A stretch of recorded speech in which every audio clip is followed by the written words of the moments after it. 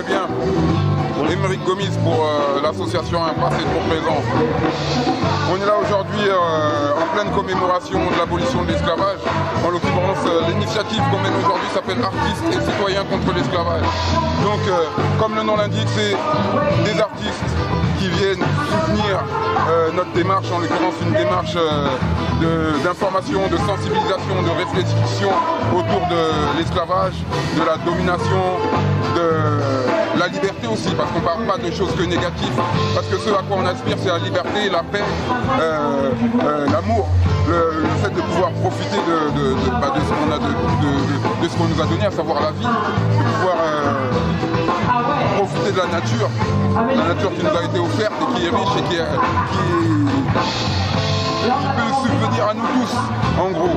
Après, donc voilà, c'est le genre de message qu'on a envie de passer, hein, c'est le genre de réflexion qu'on a envie d'avoir, justement. Et donc par rapport à cette initiative qui s'appelle Artistes et citoyens contre l'esclavage, notre ambition, c'est de réunir des gens, tout simplement, des gens d'horizons différents, et de leur faire passer un bon moment. On aime voir les gens sourire, hein, quand les gens se croisent, qui sourient, qui se regardent, hein, qui s'envoient de l'énergie. Ça fait combien d'années que ça existe? Ça fait la 17e année maintenant qu'on est dans le parc de l'Hôtel de Ville. On a commencé, on était sur un coup de tête. En tant qu'amateur de reggae musique, on s'est réunis dans le parc de l'Hôtel de Ville. Et puis après, on a voulu pousser notre réflexion plus loin et ne pas être juste dans une commémoration et être dans le folklore, quoi, entre guillemets. Sachant que quand je dis le folklore, il faut pas mal le prendre parce que le folklore, c'est super important aussi. Le folklore, c'est pas juste faire la fête et ne rien penser. Non, au contraire.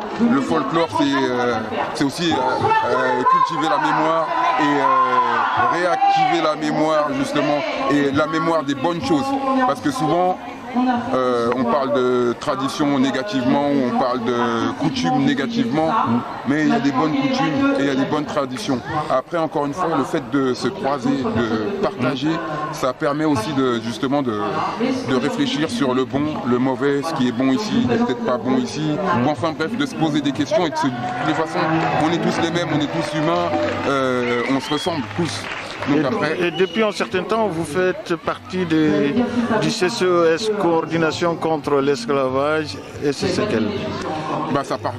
Ça paraissait évident que l'on s'investisse dans cette démarche, parce que quelque part on est dans une dénonciation de l'injustice. Hein. L'esclavage est une forme d'injustice. Après, même dans le travail, hein, dans le monde dans lequel on vit aujourd'hui, c'est pas clair. À un moment, les richesses ne sont pas partagées équitablement. On a beau aller travailler, à la fin du mois, souvent, il ne reste plus rien.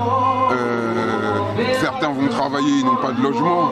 Hein. Bon, enfin bref, il y a toutes ces inégalités là qui nous pèsent. Et quelque part, la situation de nos frères qui sont en Afrique, en l'occurrence en Mauritanie, au Sénégal, au Mali, en Gambie, voire plus loin, hein,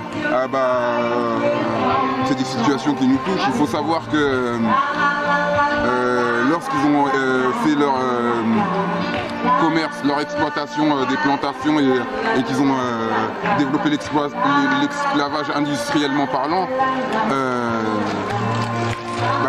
cette industrialisation